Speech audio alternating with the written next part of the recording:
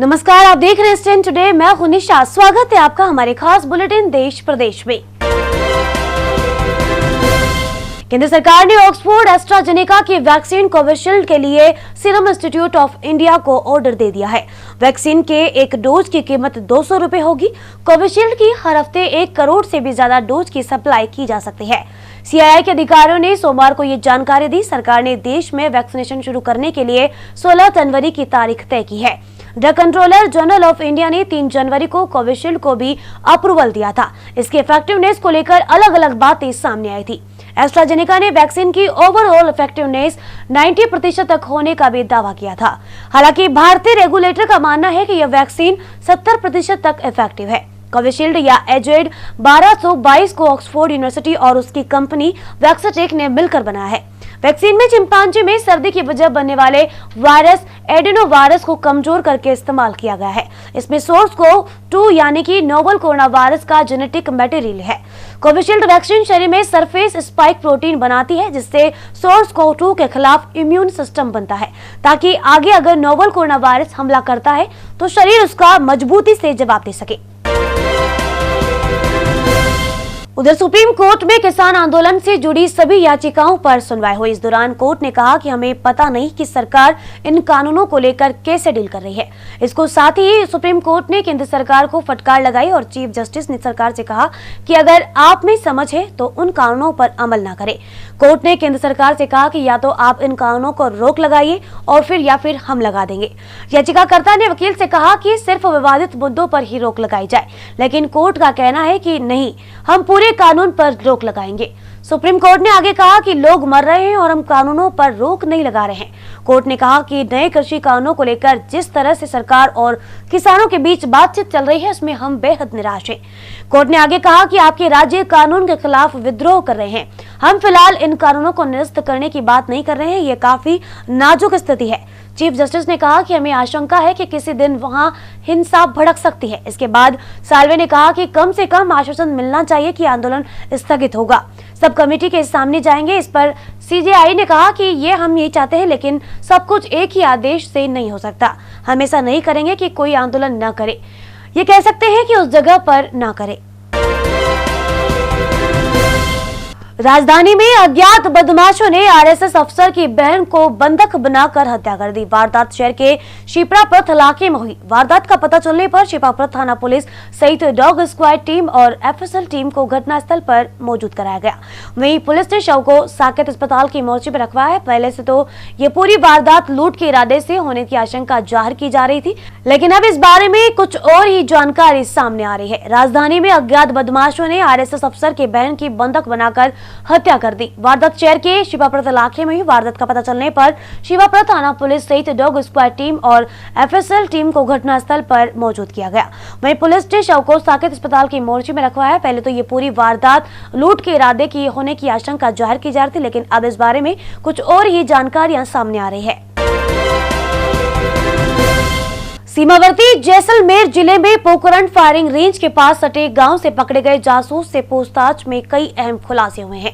पाक खुफिया agency ISI के हनी ट्रैप जाल में उलझा ये व्यक्ति महज कपड़े उतारकर बात करने वाली लड़कियों के मोह जाल में ऐसे फिसला कि देश की सुरक्षा से जुड़ी महत्वपूर्ण जानकारियां उन्हें देता चला गया। उसे किसी भी सूचना के बदले कभी पैसा नहीं मिला। आरोपी करीब 1.25 साल से सेना से जुड़ी जानकारियां उन्हें दे रहा था। जैसलमेर के लाठी गांव के सत्यनारायण पालीवाल को खुफिया एजेंसियों ने पूछताछ के लिए उठाने के बाद रविवार को गिरफ्तार कर लिया। लाठी गांव पोखरण फायरिंग रेंज से सटा है। सत्यनारायण के भाई की पत्नी गांव की सरपंच भी रह चुकी है। सत्यनारायण सरपंच प्रतिनिधि की भूमिका निभाता है। लाठी के निकट फायरिंग रेंज में चलने वाली प्रत्येक गतिविधि की सूचना सेना सरपंच को देती है, ताकि सरपंच ग्रामीणों को मना कर सके कि और वो उस क्षेत्र से दूर ही रहे। ऐसे में सत्यनारायण के पास सेना की प्रत्येक गतिविधि की सूचना आती रहती है और लड़कियों के मोहपास में बंधा सत्यनारायण ये आईएसआई की महिला एजेंट्स को भेजता रहता था। सोशल मीडिया पर सत्यनारायण की लड़कियों से लाइव चैटिंग चलती थी। इस दौरान ये लड़कियां अपने कपड़े उतारती चली जाती और बात करती रहती। सत्यनारायण के साथ 5 लड़कियों का एक ग्रुप लगातार बात करता, जिसमें सबसे अंत में खुद को सुनीता कुमारी बताने वाली लड़की बात करती। इस लड़की का दावा था कि वह प्रतिष्ठित हिंदी दैनिक समाचार पत्र की संपादक है, जबकि अन्य लड़कियां उसके यहां पर काम करने वाली पत्रकार है। पश्चिमी राजस्थान में सैन्य गतिविधियां हमेशा चलती रहती है। ऐसे में पाक खुफिया एजेंसी ISI ने क्षेत्र में अपने कई स्लीपिंग सेल सक्रिय कर रखे हैं। इस सेल से जुड़ी एजेंट कभी कभार कुछ महत्वपूर्ण सूचनाएं देकर चुप बैठ जाते हैं। ऐसे किसी स्लीपर सेल एजेंट ने ISI को सूचना दी कि सत्यनारायण पालीवाल के पास महत्वपूर्ण सूचनाएं रहती है। उन्होंने इसका मोबाइल नंबर भी पाकिस्तान भेजा। इसके बाद ISI ने इन लड़कियों को उसे फंसाने के लिए सक्रिय किया। कुछ दिन में ही लड़कियों ने अपनी चिकनी चुपड़ी बातों से सत्यनारायण को साध लिया। राजस्थान के पुलिस महानिदेशक ML लाठर ने सोमवार को कहा कि राज्य में नक्सली गतिविधियों की कोई सूचना नहीं है। उन्होंने दावा किया कि डूंगरपुर एवं उदयपुर के आदिवासी इलाकों में हिंसक घटनाओं को छोड़कर 2020 में राज्य में कानून व्यवस्था कुल मिलाकर शांतिपूर्ण रही। लाठर ने कहा कि 2020 में अपराधों की स्थिति काफी नियंत्रण में रही और इस प्रकार की घटनाओं की संख्या 2019 के मुकाबले पिछले साल करीब 14% कम हुई। दक्षिण राजस्थान की नक्सली गतिविधियों के आरोपों के बारे में पूछे जाने पर उन्होंने पुलिस के पास इस तरह की कोई सूचना होने से स्पष्ट रूप से इनकार किया। डूंगरपुर में पिछले साल हिंसा के दौरान विपक्षी दल के कुछ नेताओं ने राज्य के आदिवासी इलाकों में नक्सलियों के सक्रिय होने का आरोप लगाया था। पुलिस महानिदेशक ने कहा कि 2020 के दौरान बलात्कार के मामलों में जांच की अवधि घटकर 126 दिन रही, जो कि इससे पहले 274 दिन थी।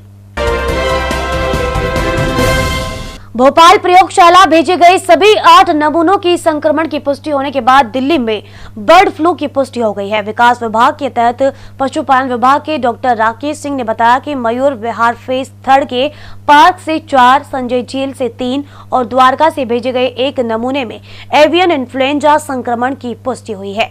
उन्होंने ये भी बताया कि नमूनों की रिपोर्ट सोमवार सुबह आई। अधिकारियों ने पहले बताया था कि मयूर फेज 3 के सेंट्रल पार्क में पिछले 3 से 4 दिनों में करीब 50 को वे मृत मिले हैं। दिल्ली के संजय झील को रविवार को 17 और बतखों के मृत पाए जाने के बाद अलर्ट जोन घोषित कर दिया गया। दिल्ली विकास प्राधिकरण DDA ने इस मशहूर जलाशय तथा पार्क को 10 बतखों के मृत पाए जाने के बाद शनिवार को बंद कर दिया था।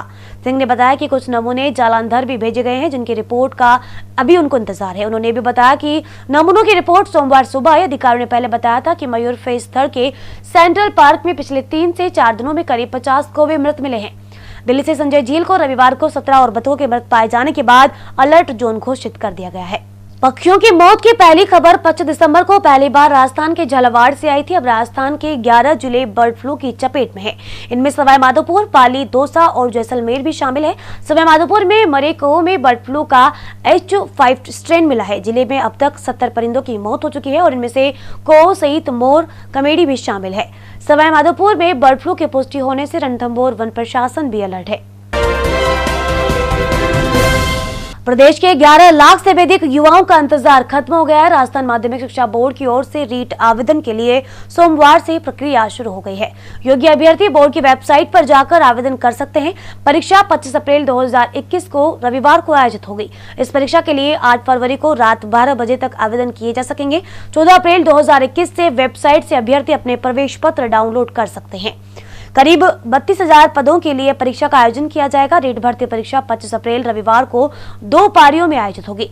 प्रथम पारी में सुबह 10 बजे से दोपहर 12:30 बजे तक और स्तर द्वितीय कक्षा 6 से 8 के लिए परीक्षा भी आयोजित होगी। दूसरी पारी का समय दोपहर 2:30 से शाम 5 बजे तक रहेगा। इसमें स्तर प्रथम कक्षा 1 से 5 तक के लिए परीक्षा होगी। रीट प्रथम और द्वितीय स्तर केवल एक परीक्षा के लिए शुल्क 500 रुपए तय किया गया है, जबकि स्तर प्रथम एवं द्वितीय दोनों परीक्षाओं के लिए शुल्क 750 तय किया गया है।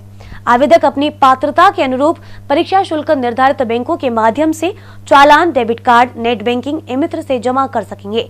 ऑनलाइन आवेदन पत्र के लिए शैक्षिक अर्हता, पात्रता मापदंड, परीक्षा शुल्क, परीक्षा संरचना, परीक्षा का विस्तृत पाठ्यक्रम, परीक्षा का स्वरूप, प्रक्रिया एवं आयोजन तथा अन्य शर्तों सहित विस्तृत दिशा निर्देश बोर्ड की वेबसाइट पर उपलब्ध कराया गया है। बोर्ड ने स्पष्ट किया है कि ऑनलाइन माध्यम के अतिरिक्त अन्य किसी माध्यम से किए गए आवेदन पत्र स्वीकार और विचारणीय नहीं होंगे। भारतीय क्रिकेट टीम के कप्तान और अभिनेत्री अनुष्का माता पिता बन गए हैं। अनुष्का ने एक प्यारी सी बेटी को जन्म दिया है। आपको बता दें कि विराट ने अपनी पत्नी अनुष्का के साथ क्वालिटी टाइम सस्पेंड करने के लिए क्रिकेट से कुछ वक्त के लिए ब्रेक ले लिया था। इसके चलते विराट इस बार के ऑस्ट्रेलिया दौरे को बीच में ही छोड़कर आ गए थे। आपको बता दें कि दोनों ने अपने प्री डिलीवरी पीरियड को बेहद ही खास तरीके से एंजॉय किया है। दोनों आए दिन इंस्टाग्राम पर कोई न कोई पोस्ट शेयर करते ही रहते थे। हाल ही में एक पोस्ट शेयर करके तो दोनों ट्रोलिंग का शिकार भी हो गए हैं। असल में इस पिक्चर में अनुष्का शीर्षासन कर रही है। इसके बाद लोग उनके और उनके बच्चे के लिए चिंतित हो गए थे। आपको बता दें कि दोनों ने इटली में 11 दिसंबर 2017 को 7 फेरे लिए थे, जिसके 3 साल बाद दोनों माता पिता बने हैं। लोग उन्हें बधाइयां दे रहे हैं और बच्ची को भी फैंस का ढेर सारा प्यार मिल रहा है। फिलहाल इस नन्ही परी को कोई पिक्चर सोशलाइज नहीं की गई है। फिलहाल हमारे खास बुलेटिन देश प्रदेश में इतना ही। अब दीजिए निशा को इजाजत। एसएन टुडे टीम की ओर से नमस्कार।